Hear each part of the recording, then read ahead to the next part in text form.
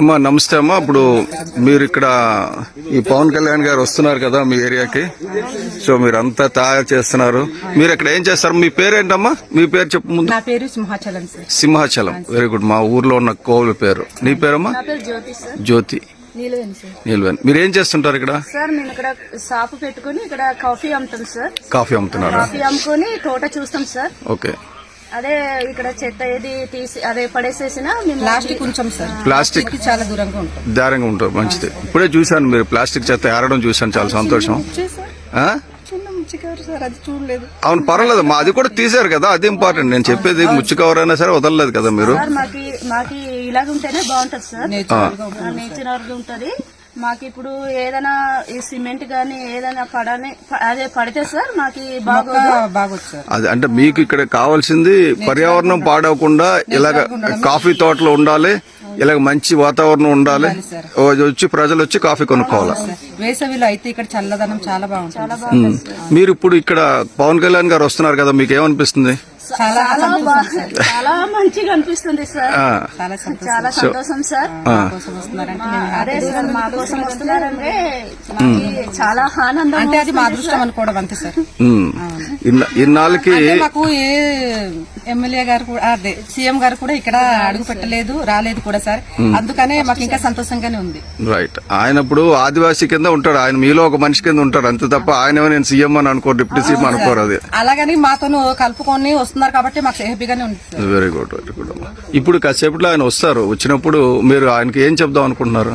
Welcome చెప్తాం sir, మా తోటని చూపిస్తాం సార్. మీకు ఇంకేం కావాలమ్మా? మీకేం కావాలి?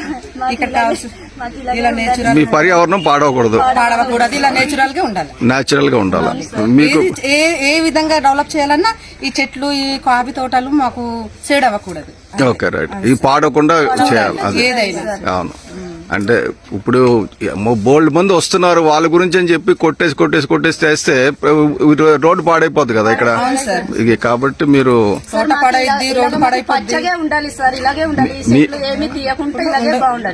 మీరు ఆయన సినిమాలు చూస్తారా? భీమ్లా నాయక్ చూసారా? ఇప్పుడు ఆయన ఏం చెప్పాడు? అడవి తల్లి, అడవి నాకు తల్లి లాంటిది అన్నాడు. రైట్ అమ్మా, ఆల్ ది బెస్ట్. మీరు బాగుండాలి, ఇలాగే మీ కాఫీ తోటలు అవి బాగుండాలి, మీకు ఉపాధి బాగుండాలి, మీ పిల్లలు మంచిగా చదువుకోవాలి, వాళ్ళు కూడా ఈ కాఫీ ఎక్స్పోర్ట్ చేయాలి. ఇప్పుడు ఏంటంటే చదువుకుంటే పని అవుతుందని కాదు, చదువుకొని ఇక్కడ ఉన్న ప్రోడక్ట్స్ విదేశాలకు పంపించేటట్టు ఇంకా పెద్ద పెద్ద పనులు చేయడానికి పనికొస్తుంది. రాష్ట్రపతి భవనంలో ఢిల్లీ వెళ్ళింది. Very good. కాఫీ గురించి వెరీ గుడ్. ఇప్పుడు అదే అరకు కాఫీ ఢిల్లీ వెళ్ళిపోయింది. ఇంకా ప్రతి సంవత్సరం మేము వెళ్తాం సార్, ఫిబ్రవరి లేదా మార్చి. మేము ద్రౌపది ముర్ము గారు ఉన్నారు కదా, ఆ ప్రోగ్రామ్ కి వెళ్ళాం సార్ ఈసారి. Very good, very good. చాలా సంతోషం తల్లి సింహాచలం గారు.